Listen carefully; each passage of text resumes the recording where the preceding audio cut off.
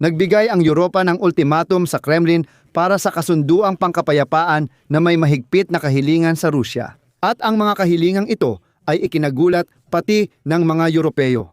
Sa madaling sabi, hindi lang sa kompromiso ng Ukraine nakasalalay ang kapayapaan.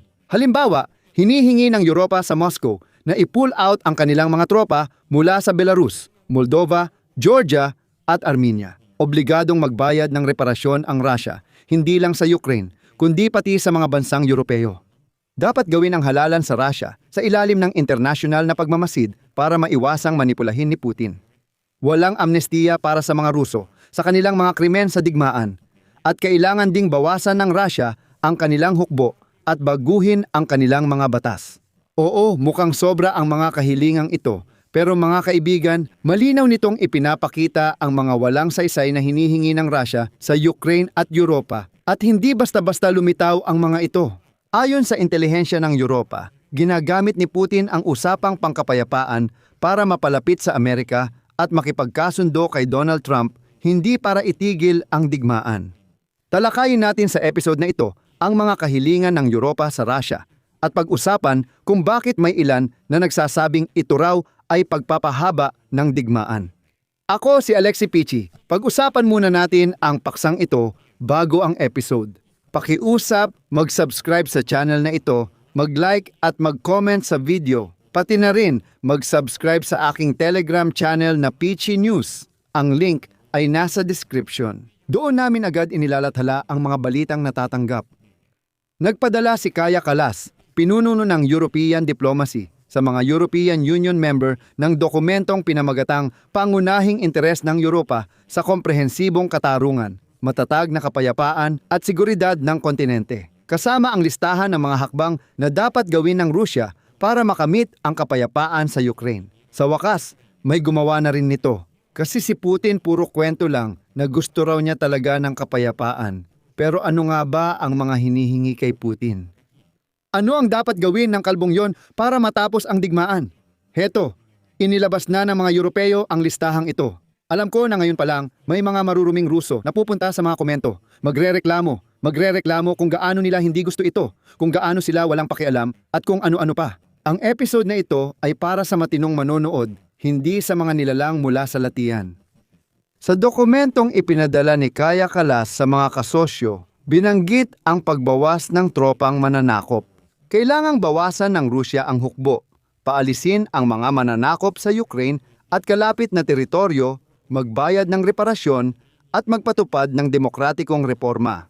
Ayon sa dokumento, hindi direktang kasali ang European Union sa negosasyon ng Ukraine, Rusya at Estados Unidos nitong mga buwang ito, pero European Union countries ang pangunahing sumusuporta sa Kyiv.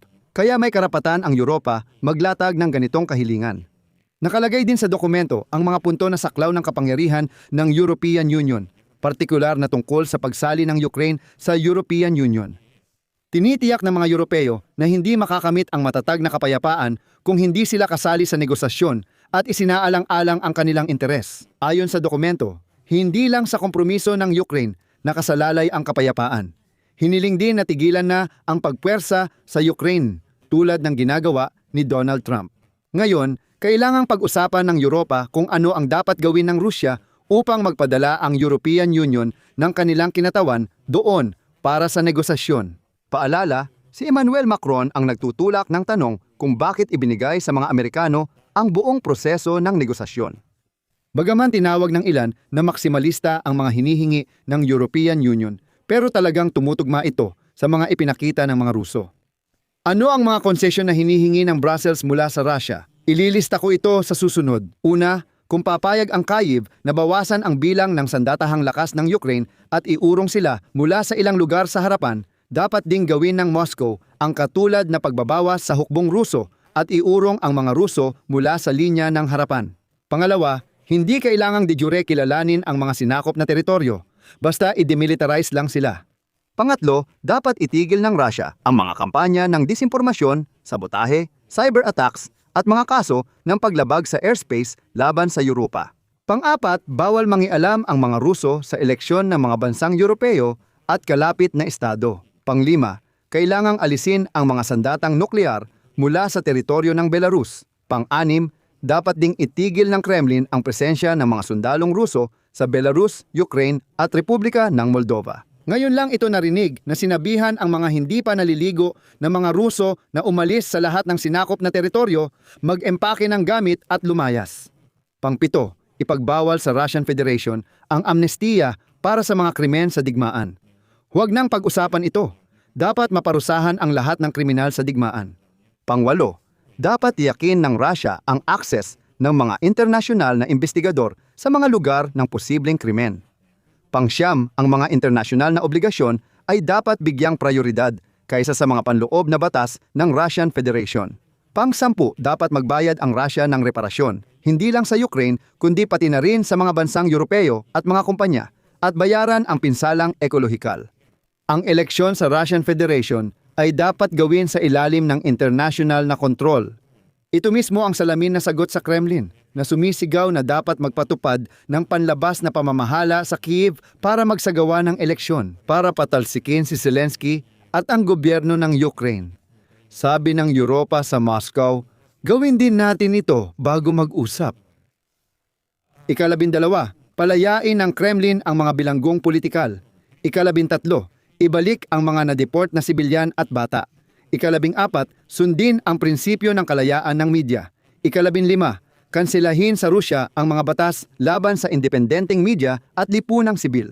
Ikalabing-anim, makipagtulungan ang Rusya sa investigasyon sa pagkamatay ni Alexei Navalny at Boris Nemtsov.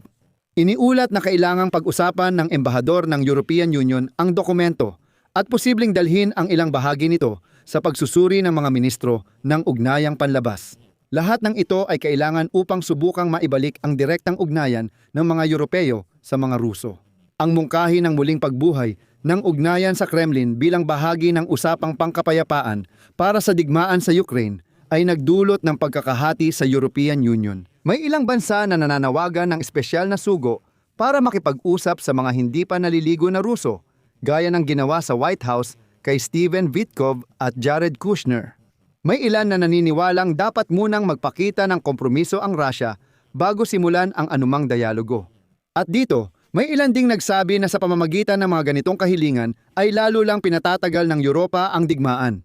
Bakit? Dahil hindi kailanman papayag si Vladimir Putin sa ganoon. Ngayon, pesimistiko ang pananaw ng mga European intelligence leaders na magkakaroon ng kasunduan ngayong taon para matigil ang digmaan ng Russia at Ukraine. Sa kabila ng pahayag ni Donald Trump na ang negosasyong tinulungan ng United States ay naglapit sa posibilidad ng kasunduang pangkapayapaan. Sinabi ng Kremlin ngayon na questionable na ang pagiging tagapamagitan ng Estados Unidos. Hindi nila gusto na si Trump, halimbawa, bukod sa pinipilit ang Ukraine, ay naglalagay pa ng mga parusa laban sa sektor ng langis ng mga Ruso. Na parabang, ano ba yan? Kung si Trump ang tagapamagitan, dapat ay panig siya ng buo sa Moscow. Alam natin na baluktot ang lohika ng mga taga-Moscow at iniisip nilang ang pagiging tagapamagitan ay dapat panig sa kanila. Balikan natin ang mga konklusyon ng European Intelligence Base sa ulat ng 5 pinuno ng European Intelligence Services. Sabi nila, ayaw ng Russia na matapos agad ang digmaan at ginagamit lang ng Moscow ang negosasyon sa Amerika para alisin ang mga parusa at makipagkasundo sa negosyo, hindi para wakasan ang digmaan. At ngayon, lumabas ang tagapagsalita ng Kremlin na si Dmitry Peskov at nagsabi na, pakinggan ninyo, masaya naming papasukin ang anumang napakakumikitang komersyal at ekonomikong kasunduan sa mga Amerikano. Masaya naming ipapaubaya sa mga Amerikano ang digmaan kapalit ng pagdevelop ng aming mga oil at gas fields at iba pa. Sabi niya, ang nagpapahirap sa pagsisimula nito ay ang mga parusa, na parang sinasabi na kailangang alisin muna ng mga Amerikano ang parusa bago pag-usapan ang kooperasyon. Ganyan.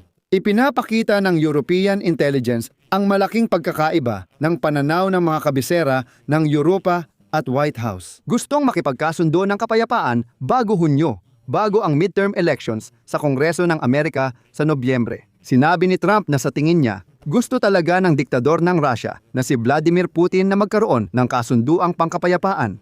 Pero sa Europa, sigurado silang kalokohan lang ito. At mismong mga Ruso ang nagpatunay nito ngayon. Ipinaalala ng Kremlin na para sa kapayapaan sa Ukraine, hinihiling pa rin ni Putin ang pagbuwag ng NATO. Kamakailan, Sinabi ng kagawaran ng ugnayang panlabas ng Rusya na hihilingin nila sa NATO ang legal na garantiya na hindi na ito palalawakin bilang bahagi ng kasunduang pangkapayapaan. Kasama sa mga kahilingang ito, ang pagbawi ng paglalagay ng mga puwersa at sistema sa mga bansang sumali sa alyansa pagkatapos ng 1,977.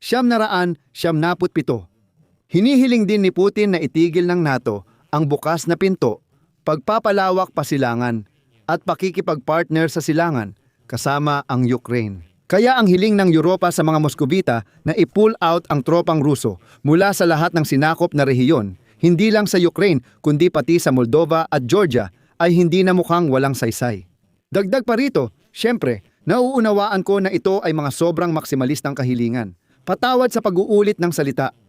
Totoo, kung nabubuhay tayo sa totoong mundo, naiintindihan natin na hindi tutuparin ng Moscow ang lahat ng mga kahilingang ito.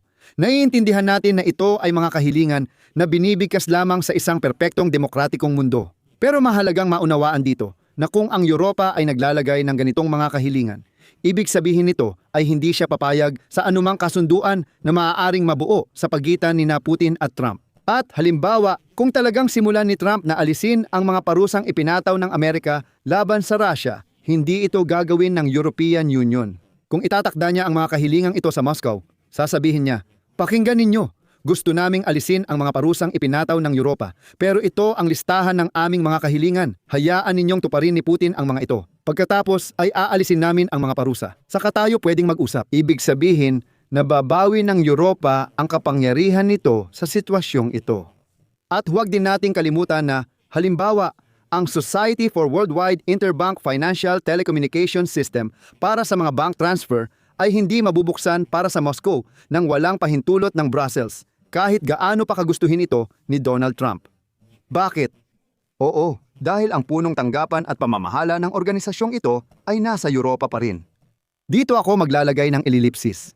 Ibahagi ang inyong opinyon at mga konklusyon sa mga komento sa ilalim ng episode na ito.